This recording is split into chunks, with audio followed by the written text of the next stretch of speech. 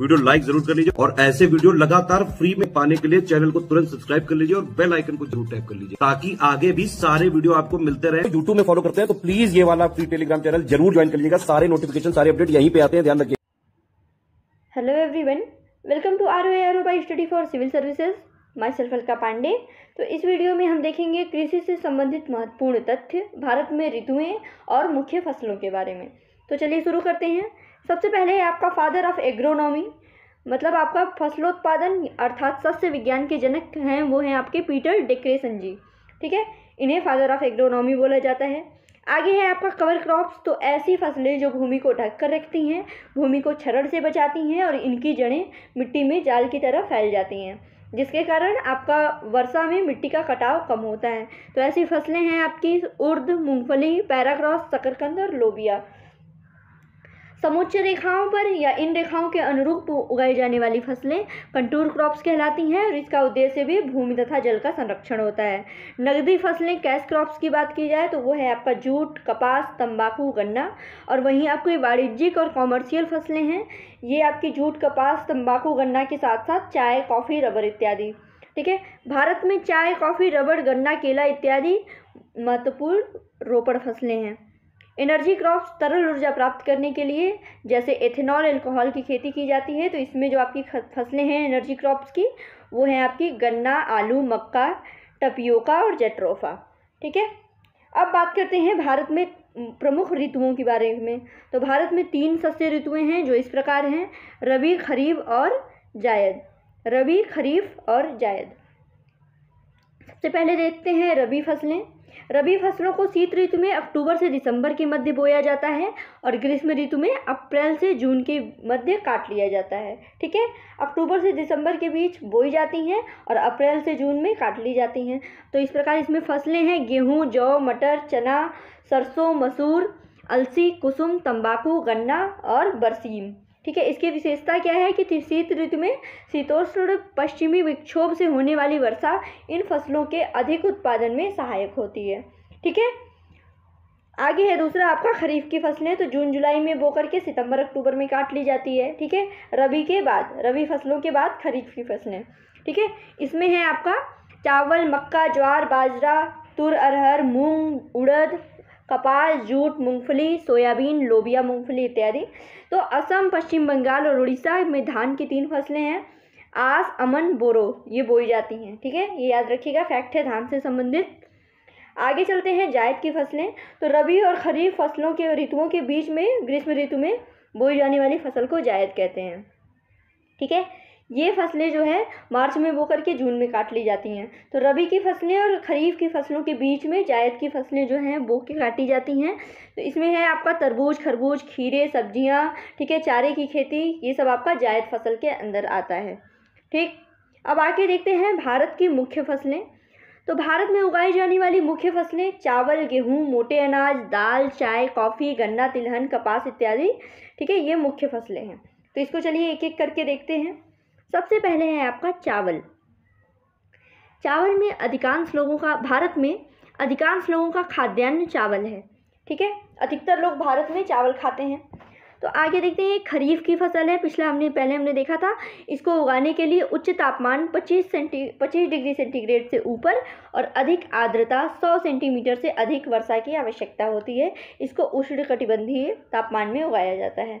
आगे चलते हैं, चावल उत्तर और उत्तर पूर्वी मैदानों, तटीय क्षेत्रों, डेल्टाई प्रदेशों में उगाया जाता है। ठीक है, ये ग्रेमिनी कुल से संबंधित है और इसका वनस्पति नाम क्या होता है? Oryza sativa. ठीक है, और इसकी उत्पत्ति दक्षिण पूर्व एशिया में हुई। ठीक है, ग्रेमिनी कुल, वनस्पति नाम ओराइजा सेटाइवा और दक्षिण पूर्व एशिया में इसकी उत्पत्ति हुई है। ठीक है, ये स्वपरागित फसल है। ठीक है, अजोला और नील हरित शैवाल का उपयोग धान की फसल में नाइट्रोजन की आपूर्ति हेतु जैव उर्वरक के रूप में किया जाता है। ठीक है, ये याद रखिएगा, अजोला और नील हरित शैवाल। ठीक है, आगे है आपका प्रोपेनिल, स्टेम 34, ब्यूटाक्लोर, मैचिटी, फ्लूक्लोरेलिन, बेसलिन धान में प्रयुक्त होने वाले खरपतवार नाशी हैं। ठीक है, बेसलिन, मैचिटी, स्टेम 34 नाम याद रखिएगा, बहुत ज़्यादा इंपॉर्टेंट है, धान की फसल में उपयुक्त होने वाले खरपतवार नाशी हैं। ठीक है, चीन के ने सर्वप्रथम संकर तकनीक का प्रयोग करके 1970 के अंतिम दशक में संकर धान विकसित किया था चीन ने। ठीक है, चीन के बाद भारत व्यावसायिक उत्पादन हेतु 1994 ईस्वी में 5 संकर किस्मों का पहला सेट वितरित किया, जिसमें 4 किस्में जो थी वो आपका APRH1, APRH2, KRH, MGR1 Andhra Pradesh, Karnataka, Tamil Nadu राज्य द्वारा निर्गत किया गया। 2 वर्ष बाद 3 अन्य संकर किस्में CNRH1, KRH3, DRRH1 पश्चिम बंगाल और आंध्र प्रदेश तक। तो ये जो देखिए ये किस्में जो हैं APRH1, APRH2, KRH, MGR1, ठीक है, CNRH, DRRH, ये सारी धान की संकर किस्में हैं, आपको इतना ही याद रखना है। ठीक है, PHB71 एकमात्र संकर किस्म है जो निजी संस्था द्वारा विकसित किया गया है, ये नाम भी याद रखिएगा। PHB71 ये भी एक चावल की धान की संकर किस्म है। आगे देखते हैं डेपोग मेथड। ठीक है, चावल उत्पादन की यह तकनीकी फिलीपींस तथा जापान में प्रचलित है। इस विधि में रोपनी, ठीक है, ट्रांसप्लांटिंग हेतु पौध सीडिंग में 12वें दिन में तैयार हो जाती है। ठीक है, जो रोपनी होती है धान की, उसके लिए जो पौध होती है वो 12वें दिन में तैयार हो जाती है इस विधि के द्वारा।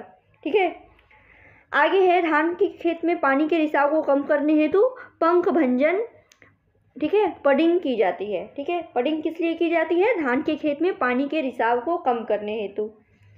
आगे बढ़ते हैं, आगे देखते हैं इसके बारे में। तो श्री विधि, ठीक है, श्री विधि क्या है? System of rice intensification. ठीक है, श्री विधि, इस विधि से धान को रोपने, यह जो है ये धान को रोपने की एक पद्धति है। इसमें धान के कई पौधों को एक साथ न रोप करके एक एक पौधे को अलग अलग रोपा जाता है। ठीक, चावल में सामान्यतः 6 से 7% प्रोटीन, 76% कार्बोहाइड्रेट, 2.5% वसा और 1.1% खनिज पाए जाते हैं। ठीक है, प्रोटीन, कार्बोहाइड्रेट, वसा और खनिज ये चावल में पाए जाते हैं। संयुक्त राष्ट्र संघ ने 2004 को अंतर्राष्ट्रीय चावल वर्ष के रूप में मनाया था। ठीक है, 2004 को अंतर्राष्ट्रीय चावल के रूप में मनाया था। आप लोग को बताना है कि मिलेट वर्ष, तिलहन वर्ष कौन सा है, कमेंट बॉक्स में करके बताइए। आप लोगों के लिए यहीं पे एक सवाल है। ठीक है, तिलहन वर्ष, इसके बारे में कमेंट बॉक्स में आप बताइए।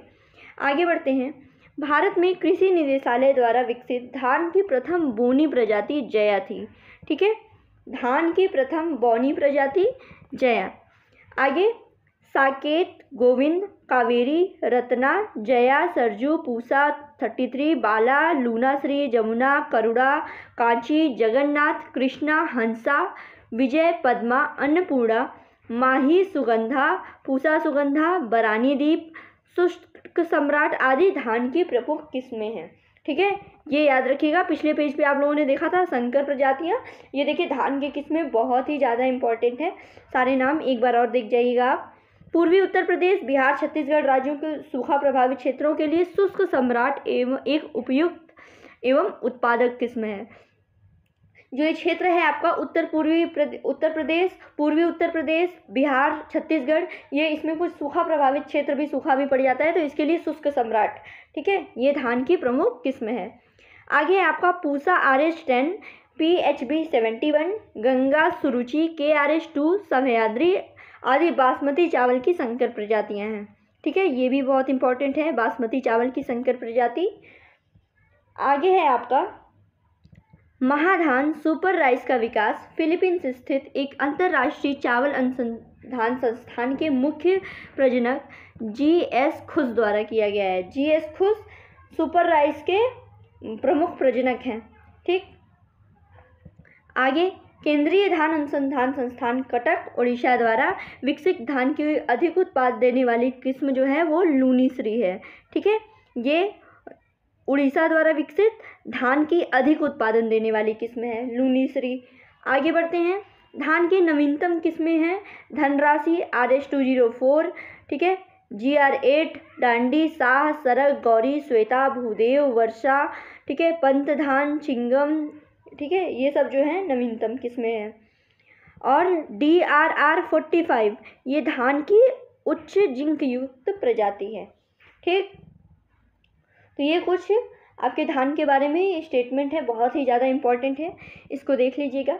अब आगे बढ़ते हैं। खैरा जो है धान में जिंक की कमी से लगने वाला प्रमुख रोग है। तो खैरा जो रोग है, खैरा रोग, ये आपके धान में लगने वाला रोग है। आगे गोल्डन धान की किस्में सर्वाधिक मात्रा विटामिन ए की होती है। ठीक है, जो आपका गोल्डन राइस आता है, गोल्डन राइस, इसमें पाया जाता है आपका विटामिन ए। आगे है चावल के धुलने पर सामान्यतः विटामिन B1 थायमिन नष्ट हो जाता है।